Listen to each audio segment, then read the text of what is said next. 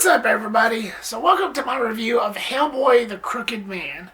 Now, before I get started, let me just say I deeply apologize for my absence on here. I know I haven't uploaded anything in 2 months, probably a little bit more than that. It's just been so crazy on my end. I bought me a new laptop and I've just now figured out how to get all the programs that I used to have on my old laptop, transferring all those to the new one, all the editing software and the video converters that I use and all those programs.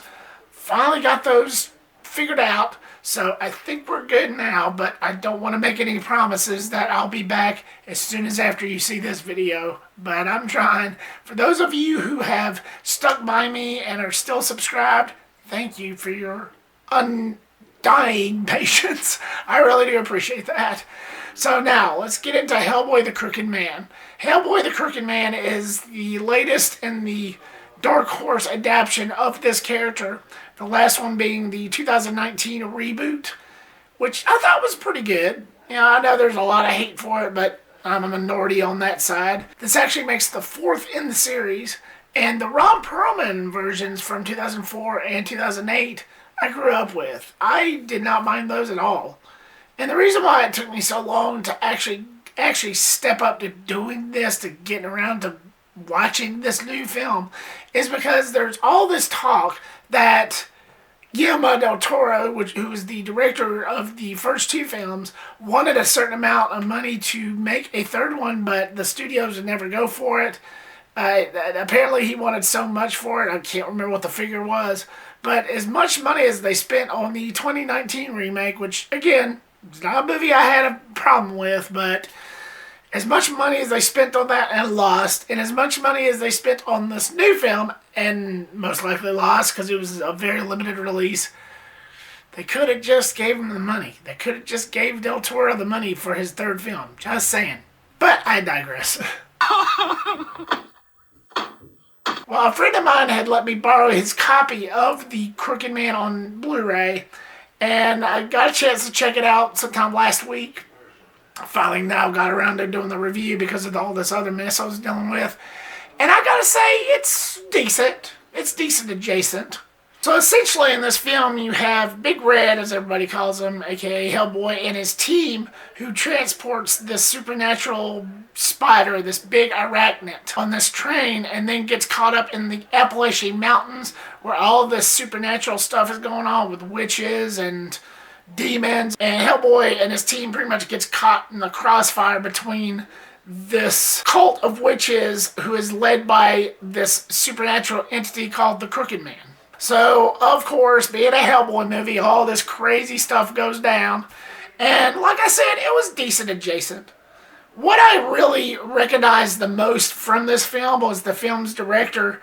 The duo that did the Crank films, Gamer, and Ghost Rider Spirit of Vengeance, one of the duos from those films, and Brian Taylor had returned to do this film. And that's what stood out for me, because I'm really a fan of those. Gamer, not so much, but I'm really a fan of the Crank films and Ghost Rider Spirit of Vengeance, especially those. So I really wanted to check this thing out. I really wanted to see what Brian Taylor would bring to the table of this character. So started off with the positives. I did think that Jack Kesy, who takes over the role of Hellboy this time, did a pretty decent job. Wasn't as whiny and as eccentric as David Harbour from the 2019 film was, but Jack Kesy was good in his own way. I thought he brought his own unique style to the character. Of course, I never read the comic books. I'm not a comic book reader. I've said that many times before. But I thought he did a pretty decent job as the character for the Crooked Man. I did like the horror elements. Now, in this, they decided to go more of a horror route than the basic action route that they have been taking, like especially with the Ron Perlman films and the David Harbour film. They decided to keep it a lot more grounded and more low-key to the ground, instead of going like big blockbuster like they've been doing. I did enjoy that aspect. I enjoyed the different horror aspects, especially when they're all around this forest trying to find the mysteries of everything that's going on, especially with these witches, which everything ties up in this entity, this supernatural evil entity in the Crooked Man, which I thought was actually was also pretty decent as well. I like the way that they portrayed this Crooked Man character. I thought Martin Bassendale, who played the Crooked Man, did a pretty decent job. I think this is his first film. I was looking up on Wikipedia and everywhere, and I didn't find a record of him anywhere. I think this makes his first official film that he's actually acted in. I thought he did a decent job. It shows that creepy side to him, just the way that he twitches, and every time he moves, you could hear his bones crack and things that a normal person, of course, this is a supernatural entity, so of course it's not a normal person, but it just sends you that icky feeling every time that he moves, because every time he moves, you hear those bones crack. And I thought he did a really decent job, especially the way he presented the character. And I did like the different take that it showed with Hellboy's mother. Like, it showed a certain way how the character was handled with this portion in the 2019 film. Of course, it didn't show any of that in the Ron Perlman films that I can remember. I may be wrong on that. It's been years since I've seen those. But I did like the different take that they did, especially with Hellboy's mother and everything that it showed there, which very minimal, but I liked how they presented it. It gave the character a little bit of a newer perspective, if you will. As much as I praised this film, it did have some problems, very, very minimal. I did enjoy it, but on the negative side, I didn't like the fact that it really didn't know what it was. Like, they decided to stick to this horror element of this character. It was more grounded. It was a lot more grounded than the other adaptations. But I felt like in the first and last act, it was action-eccentric when they very well could have stuck with the horror side to it the whole entire way through. And I think that would have been a better choice.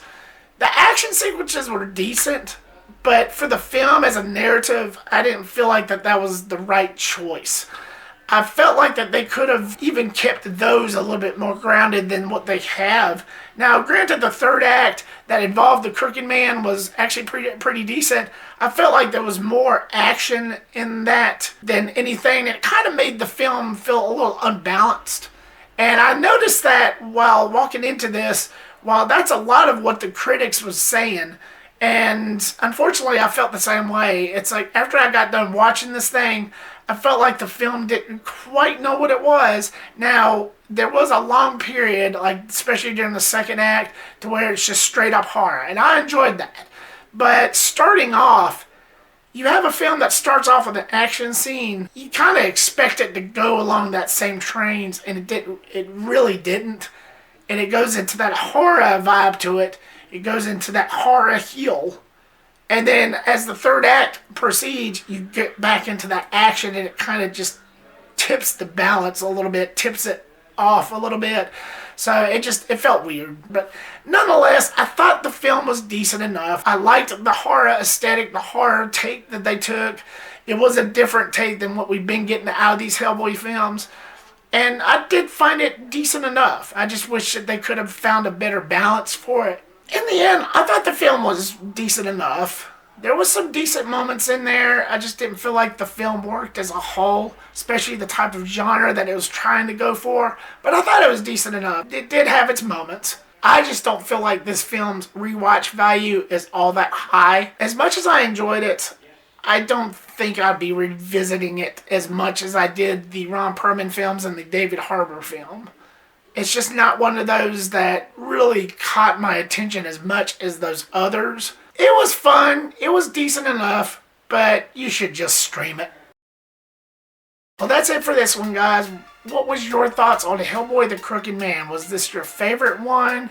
Did you find the tone and the direction a little bit better than what they've been doing with this character? Or do you prefer the Ron Perlman film or even the much hated David Harbour film? Where is your stance on this character entirely as a whole? Leave me your comment down below and give me your thoughts. Thank you so much, guys, for watching this and clicking here. I really do appreciate it. Like, subscribe, comment, and share. Make sure to click that bell icon so you don't miss a thing. And again, I do apologize for my absence. I'm not making any promises. I might be back right after this one, but I'll try my best.